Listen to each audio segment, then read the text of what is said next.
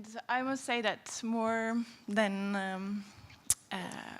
I think I was actually learning a lot from the thoughts and reflections of the students, more than I was actually bringing so much new into the conversations there. So I'm also looking forward to hearing what you have been preparing also later on. Yeah, I also have some. I thought of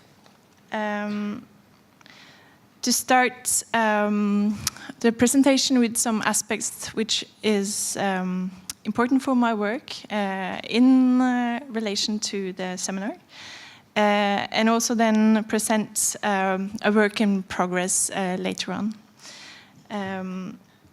Because the outset of the turn towards the sonic as a way to navigate my research and my work, it started when I realized that actually sound recordings made it possible to enter many places at the same time, or to embody multi-temporalities, which means that through various types of microphones you could expand the here and now into many places, and also beyond the bodily boundaries.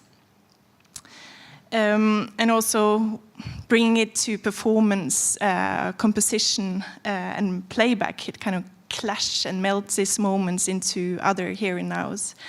And being trained as a dancer and not, being more interested in space and materiality, and then moving towards visual arts, this was quite a revelation and kind of made a new path. And I will talk about three notions which are crucial for my artistic practice, which is instruments, sound, and place. My instruments, or my kind of idea of instrument is very broad. I use the term very broadly, and I think it as a measurement instrument that acts as a unique prism through which certain aspects of a place are being evoked and become accessible. It can also be understood metaphorical as a musical instrument, while playing evokes resonances that are unique to a given sound environment. And an instrument implies a specific technology with its limitations and possibilities, but at the same time it also implies a specific performative practice through which the technology is put into play in relation to a specific environment. And I would just show some short examples of how I've been using. So what I then mean with these instruments in relation to my practice are, like this speaker objects, which this is, I made it for exhibition in the Palm House of the National History Museum in Bergen, Norway. And actually the museum itself had been closed for a year because of renovations, and then it was just on a standstill because of political implications. So the only open part was this Palm House. And so all the students and school children and others came to the Palm House as the only place they could interfere with these natural histories. And I did this project in, it was curated by Volt.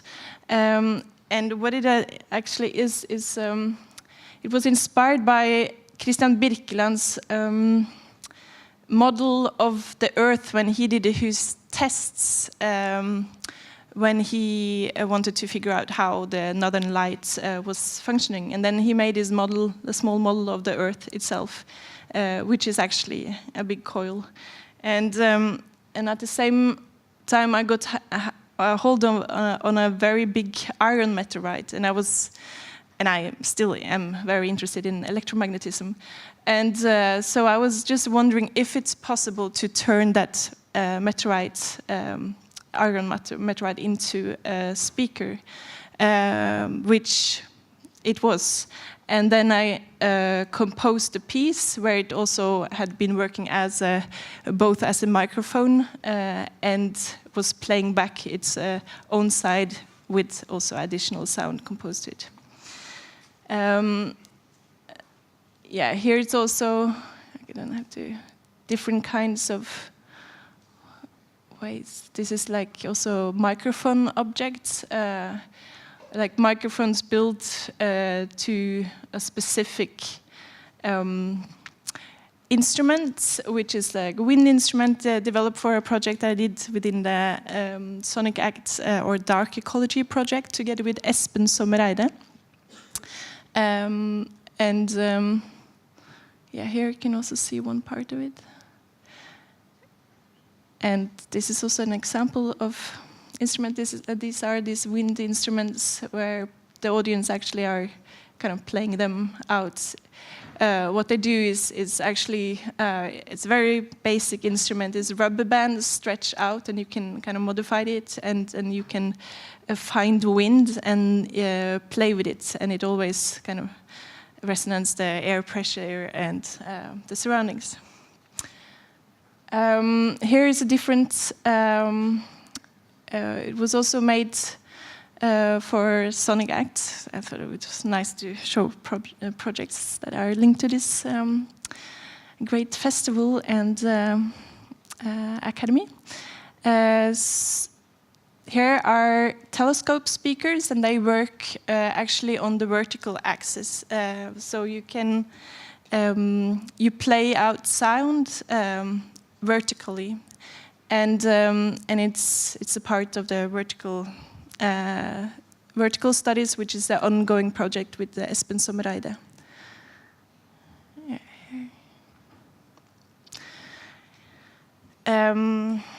My interest in sound, as already mentioned, is rooted in the way sound embodies the sense of time and the connection to the placement in where sound unfolds in time, its historical and spatial time aspects, and the context where the sound is perceived, and also the hearing conditions, the prior experience and memory.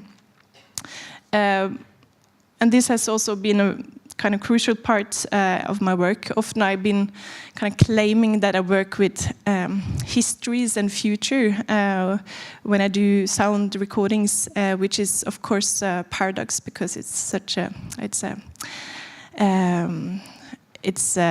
material in flux. But yeah, for example, here in Cagliari, this was in 2015. I was invited there to do be for 2 months and doing a work on the subterranean of Cagliari. In Cagliari and Sardinia, the whole city is hollow. And I collected a group of archaeologists, geologist, a neighbor of one of these places, one refugee, what's called asylum seeker, and an economist, and we were visiting several of these places, and we were thinking these places and try to think history through sound. This is the performance, and this was also in Nickel as a preparation for one of the sound vertical studies projects. We created a sound history club with part of the local community, and we were also kind of talking about the city through sound memories and changes through sound memories. Which were actually leading to the development of those wind instruments that I showed. And I work with place as something dynamic and which is constantly being produced by geological, biological, atmospheric processes, as well as social and economic factors. And my understanding of place is also very much informed by sound, its omnipresence, its relational quality, its immateriality, and yet often it is experienced as material. And this also resonates Deleuze and Guattari's writings on milieus, for example, where a milieu is understood by kind of a combination of the surrounding, the medium, and the middle.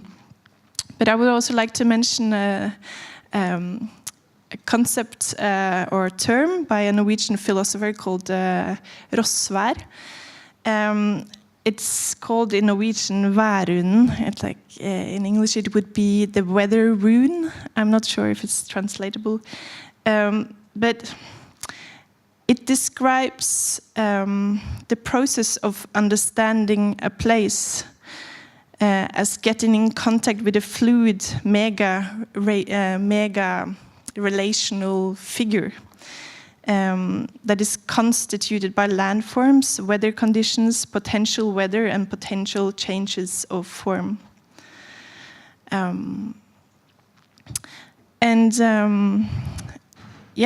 So in the small blurb, it said that I would present also DOKK, which is actually not an abbreviation. Is it called abbreviation? But it actually means DOKK, a floating dock in Norwegian.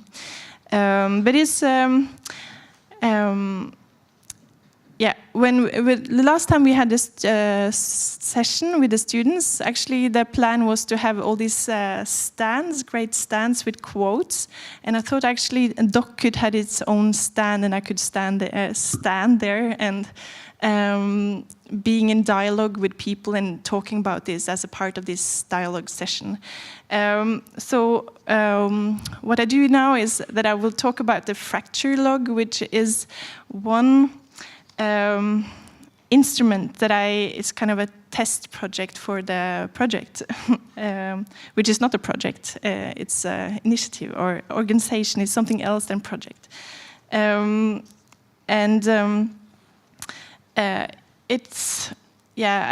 The fracture log is, I do this project with Rune Søchting, a Danish composer and artist.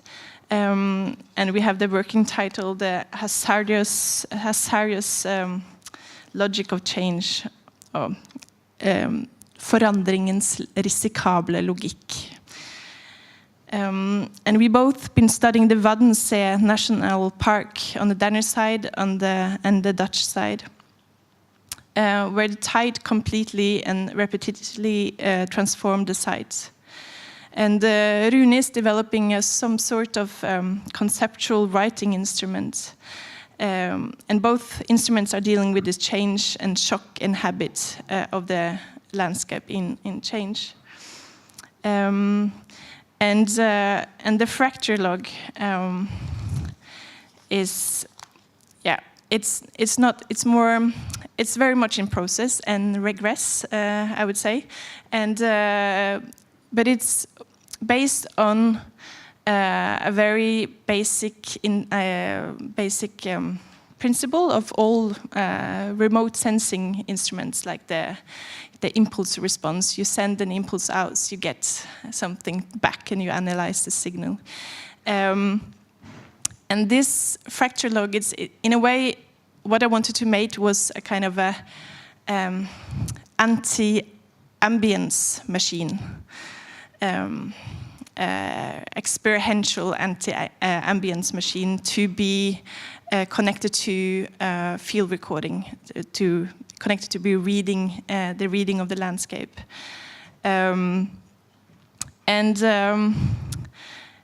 So how it functions, I should have actually taken it with me, but I can explain it. You actually make a signal. My instrument is something you drag with a rubber band, and then it splashes or smashes into a piece of wood here. It's also a piece of wood there, so smashes, and it makes a bang. And this bang is recorded and goes into the same field recording that is being recorded. And then it's kind of make a disturbance. In a way, it's a very non-scientific instrument because it doesn't make sense. because what it records when you are outside.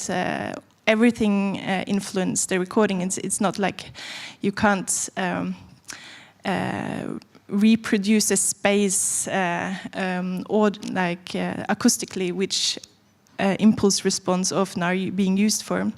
So, but it makes a disturbance, and it's so the like what I'm trying to play with is also to see how that disturbance is kind of working. I will bring in the shock of a landscape in change, because of the time it takes to see a landscape change. It makes it you don't really see the change. So here I will just play the tests, and also.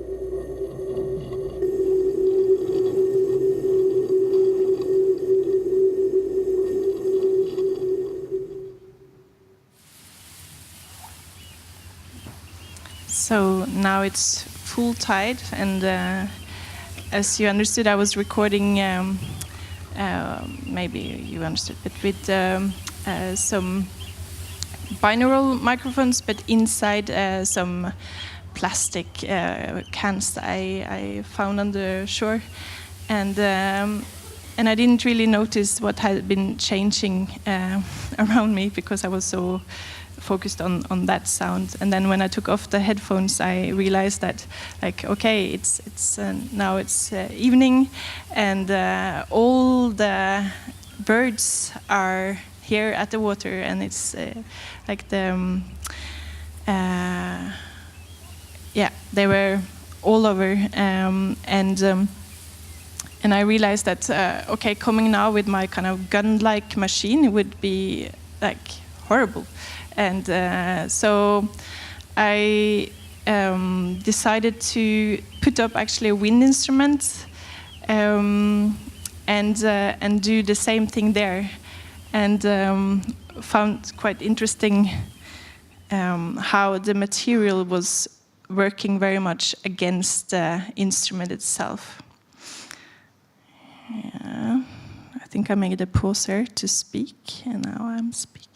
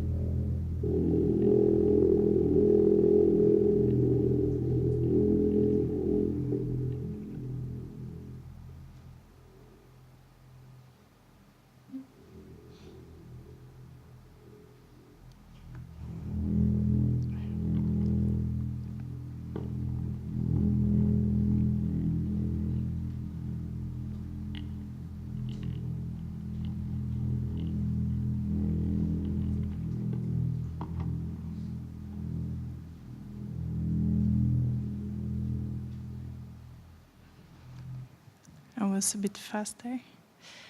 I'm sure there are a million questions, or because there's the way the playback is also made, because